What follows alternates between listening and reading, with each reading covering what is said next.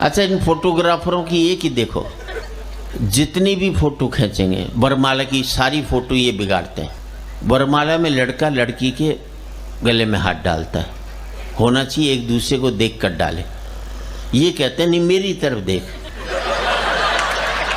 हाँ, अब यूं डालेंगे, वो फोटोग्राफर खड़ा है, लड़का लड़की की तरफ नहीं देखता, उसे फोटोग्राफर की तरफ। जैसे यहाँ भी हमने बुके दिया तो उसने मुझे थोड़ी देखा,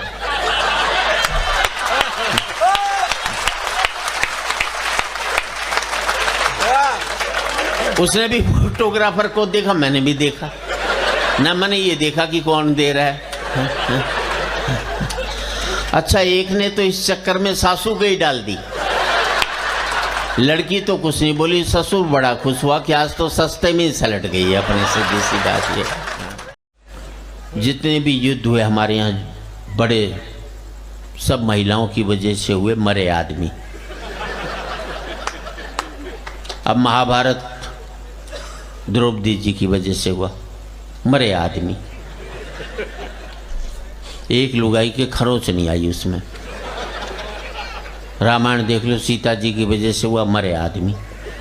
मुझे एक युद्ध बता दो जो आदमियों की वजह से हुआ और एक भी लुगाई लड़ने गई हो आज तक। लुगाई लड़ा सकती है, लड़ नहीं सकती कभी भी जिंदगी, सीधी सी बात है। मैंने बाबा रामदेव से एक ही सवाल पूछा, भाई ने मुझे आज तक जवाब नहीं दिया।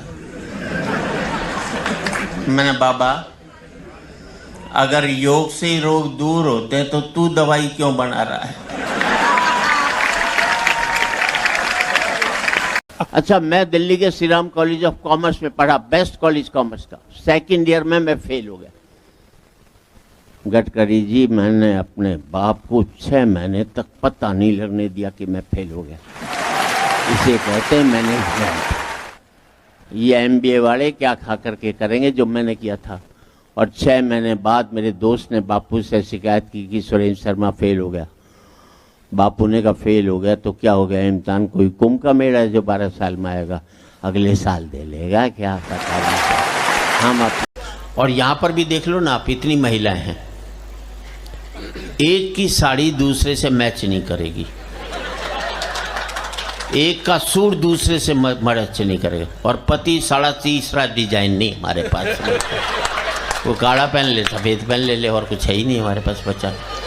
और ताली तो इस बात पर चीज, जबकि हकीकत ये कमाई हमारी,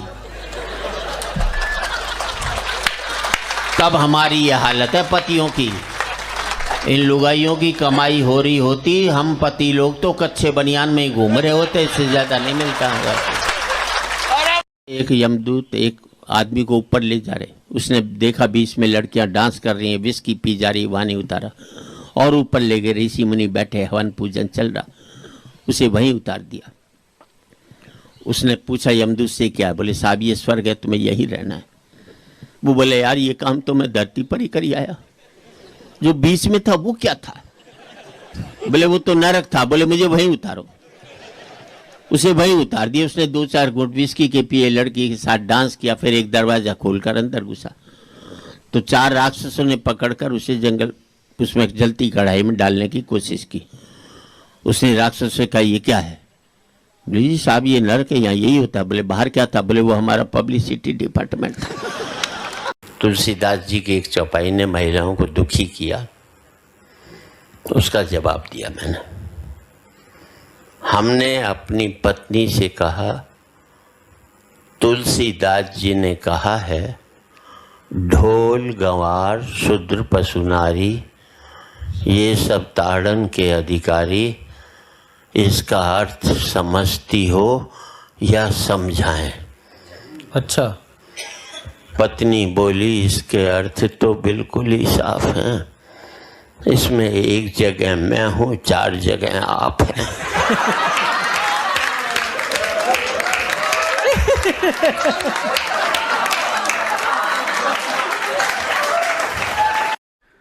आज ना दिल से दुआ देने का मन है तुम्हें, तो हमेशा खुश रहो, कोई परेशानी तुम्हें छू ना पाए, तकलीफ तुम्हारी जिंदगी में ना आए, और ये जो होंठ है ना तुम्हारे, ये होंठ हमेशा मुस्कुराते रहे। बस यही दुआ है, और वो भी दिल से। कुछ लोगों का एहसान हम कभी नहीं चुका पाते। ये हमारी जिंदगी के वो खास लोग हैं जो बिना मतलब हमारा साथ दिया करते हैं। ऐसे लोगों का जिक्र आते ही हमारे चेहरे पे मुस्कुराहट आ जाती है और दिल दुआएं देने लगता है। शायद यही वो लोग हैं जिनकी वजह से इंसानियत जिंदा है और लोगों का लोगों पर भरोसा भी। चल यार, फिर मिलते हैं जल्दी। जब ये बात हम अपने दोस्तों से कहते हैं ना, तो मनी मन हम भी जानते हैं कि अब दोबारा मिलना तो है नहीं, पर यार एक उम्मीद देने में अच्छा लगता है, क्योंकि दोस्ती तो कॉलेज के गेट के उस पार ही रह गई। अब तो बस फोन में कुछ नंबर हैं जो उन दिनों की और उन यादों की याद दिलाते हैं। यार बिछड़ जाने के बाद ये दोस्त बहुत याद आते हैं। किसी इंसान को पाने के लिए उसके सामने आंसू बहाना सही नहीं है। मोहब्बत कोई बच्चों का खिलौना थोड़ी है जिसे रो रो करके हासिल किया जा सकता है। जिस इंसान को तुम्हारी जिंदगी से जाना था वो कब का जा चुका है। अब अपनी इज्जत की धज्जियां उड़ा के उसे बार बार बुलाने का कोई फायदा नहीं है। देखो, महात्मा गांधी ने कहा था स्वदेशी अपनाओ, स्वदेशी अपनाओ। हमारे यहां तो एक नेताजी पत्नी विदेशी लिया है। अब परिणाम आपके सामने। ऐसी मशीन बनाऊंगा, इधर से बेरोजगार घुसेगा, उधर से रिटायरमेंट होकर निकलेगा। हा? वो एक फूफा जी तो मेरी झोल के बाहर बैठे हुए थे, नाराज होकर के। पूछा यहां कैसे बैठे हो?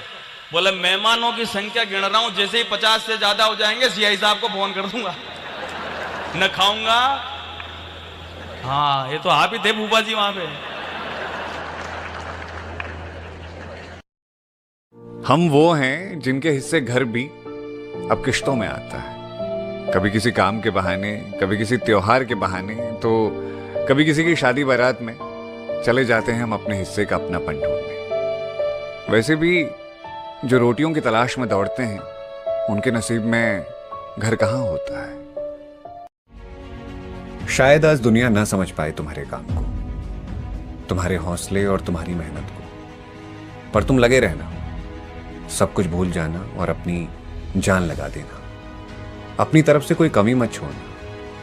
यकीन रखना, एक दिन वक्त बदलेगा, लोग समझेंगे और सब कुछ तुम्हारे हिसाब से होने लगेगा। थोड़ा और वक्त बिताना था तुम्हारे साथ, थोड़ी और बातें करनी थी,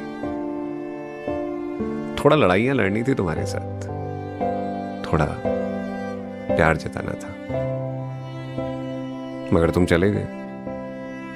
तुम्हें जाने की जल्दी थी और तुमने पीछे मुड़कर भी नहीं देखा। एक बार मुड़कर देख लेते, एक आखिरी अलविदा और कहना था तुमको। तो एक साहब ने जीते जी अपनी दोनों आंखें दान में दे दी। साहब दोनों आंखें दान में दे दी, अब तो बहुत तकलीफ होती होगी। बोला तकलीफ तो उसको होगी जिसकी वो आंखें लगाई जाएगी, क्योंकि रोजाना एक बोतल पिए बिना तो खुलती ही नहीं है।